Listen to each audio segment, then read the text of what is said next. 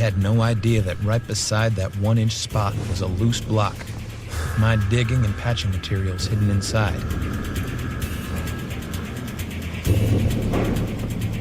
Looks like someone's been digging here. I don't know. I was fighting to keep a straight face, not show the panic I was feeling. Months of work for nothing.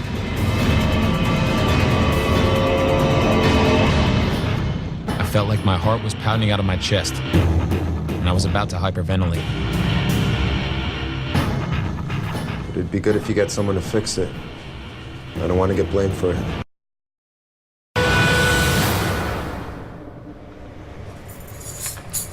I get maintenance to come in and take a look.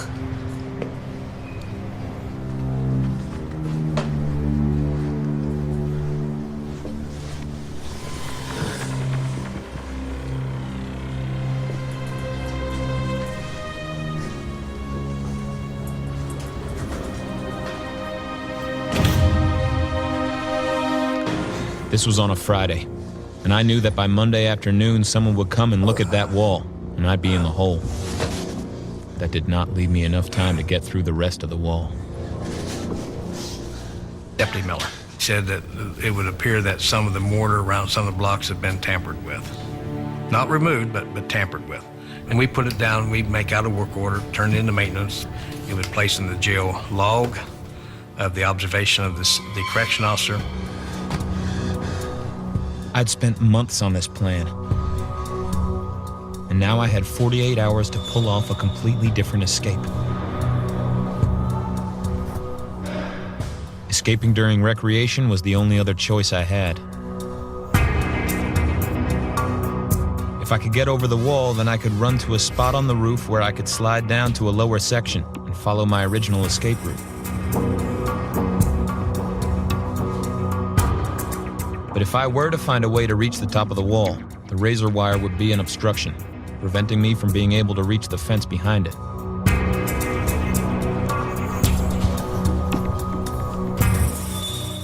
I could use the metal slats to solve the problem. I had about 20 in my wall. I bent them into S shapes. I ripped up the sheets and braided rope, then attached the hooks to pieces of the rope. I'd use them to pin back the razor wire so it wouldn't snag me. I also braided a rope ladder that would hang from a hook from the fence with a band of newspaper to stiffen the steps.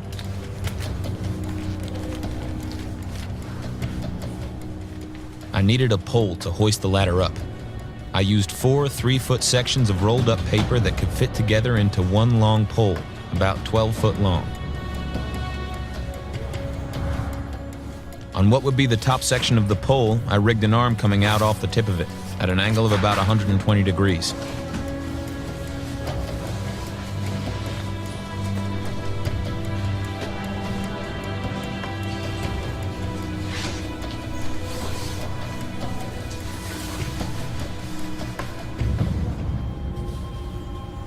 All that night I stayed awake, knowing it was going to be risky with so many witnesses out there, and a camera and deputies that could spot me so easily.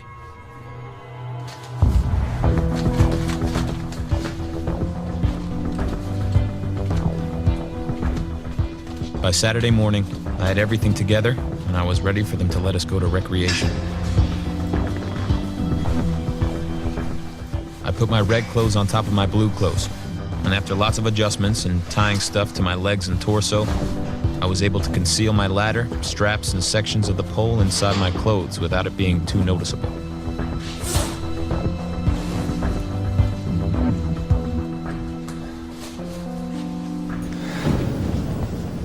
Getting past the desk was the first step. I was hoping they wouldn't break their habit and search me.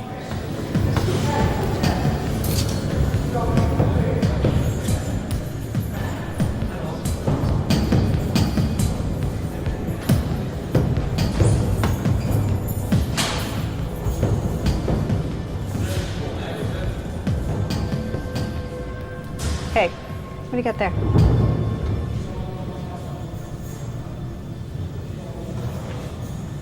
You can't take anything into the yard. I had to keep calm. This was my one chance. On Monday, they will discover what I've been doing and they'll put me back in solitary and I'll stay there until I get convicted.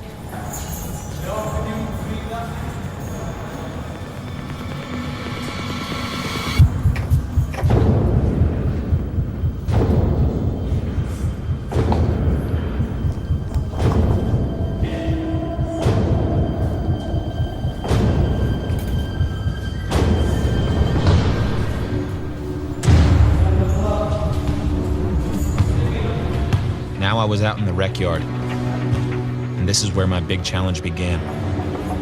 Recreation was only 1 hour, and I knew if I got away, it would be in the first 10 minutes, while they were still busy with paperwork.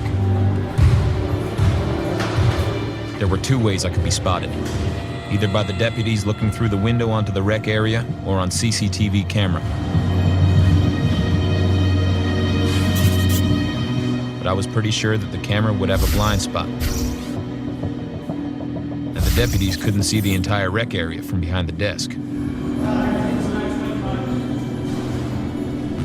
The best spot was right above the camera, where I figured neither the camera nor the deputies could see me.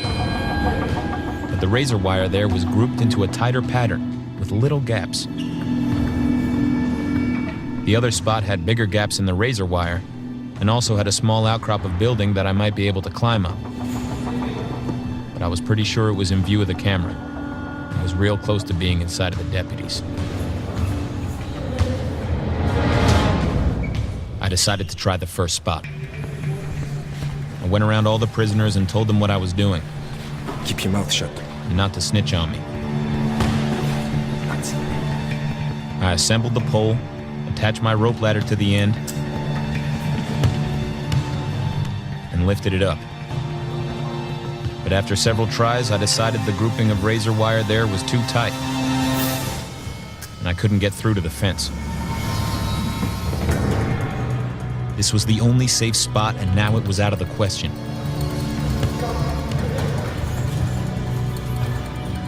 Now I was worried. I was much more likely to be seen by the deputies in the other spot. And it was in full view of the camera.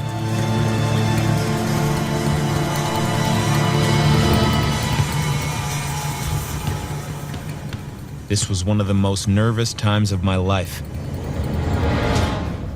knowing how easily I could be caught.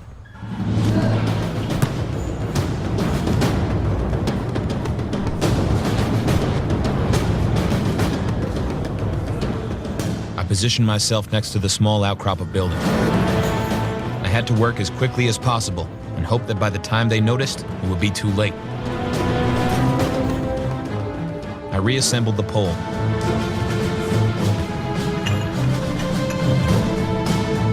And after a few tries, I was able to hook the ladder to the fence.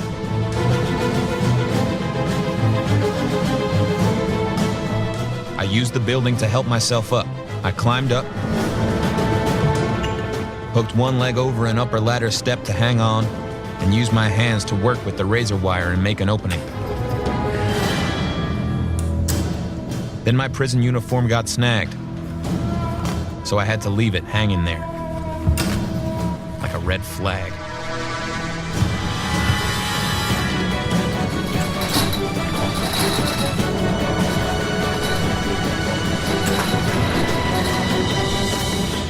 I was finally on the roof of the jail. The hardest part of the escape was over. I had about a 20-foot drop into the alley. The soles of my jail shoes were thin. It would be like dropping 20 feet barefoot. But I had no choice. I jumped.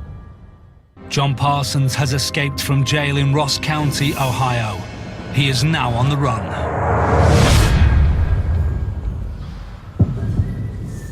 It was at 12:30 on Saturday that I got a call that there was an escape at the county jail. I said, well, who escaped? And they said, John Parsons. Disbelief, angered. How could this happen? Why did it happen? All these things was going through my mind. Angry, shocked, I just couldn't believe it. I couldn't believe that John Parsons had got out of jail. There was a lot of luck that went with John's escape.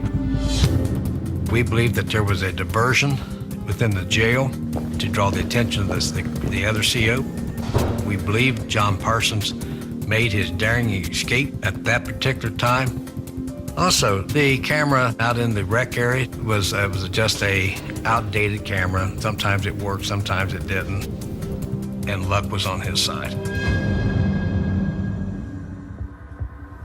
There was a note left behind directed towards me. It said, "Bye, Ron." I can only take that on John trying to be, humorous. He thought it was funny, I suppose. I felt he was out of the state by the time that we got notified, because there was probably anywhere from 45 minutes to an hour lapse between the time that he actually escaped until the notification was made. My plan was to leave the country, but the person who was supposed to give me a ride out of town let me down. I needed to leave the area as fast as possible, so I stole a bike and started heading the 7 miles towards Frankfurt, where I used to live. I knew the cops would be there soon, but I had no choice. I needed help. To make things worse, I had broken my foot, so I could barely pedal. When I came to a hill, I had to get off the bike and push. I was getting ready to go down to Carter Lumber to pick some lumber up. So I got in the truck, went down over the hill, and seen a guy pushing a bicycle up with a t-shirt wrapped around his head. Well, it was kind of warm that day. But he turned his head away from me when I went past him. I said, this don't seem right. And my boy was mowing grass up there at the right edge of his property. I told him, I said, did you see the guy that escaped from Ross County Jail? Yeah, I think I just seen him coming up the road. I think he's coming right over that hill.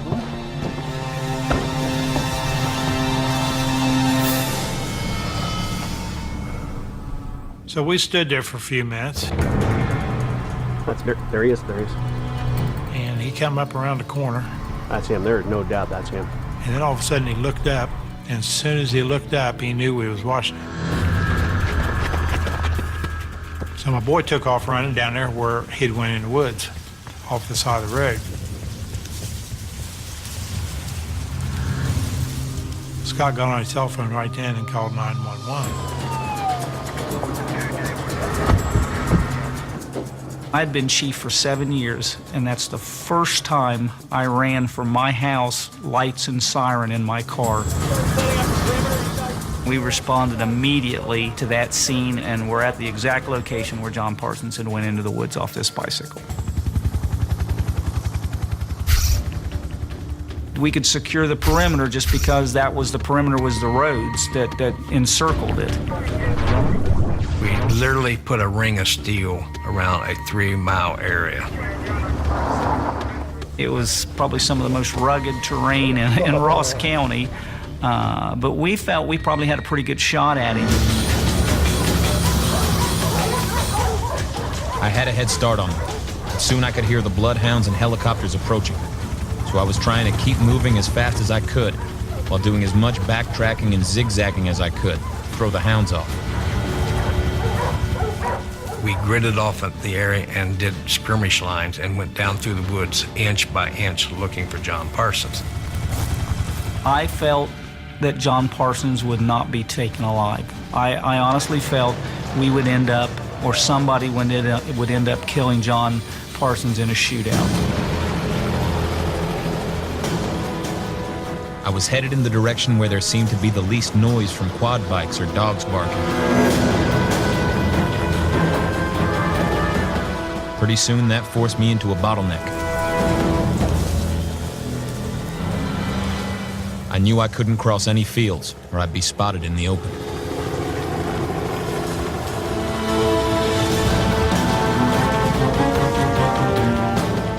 I decided to head up towards Route 28 and hope that I could somehow make it across.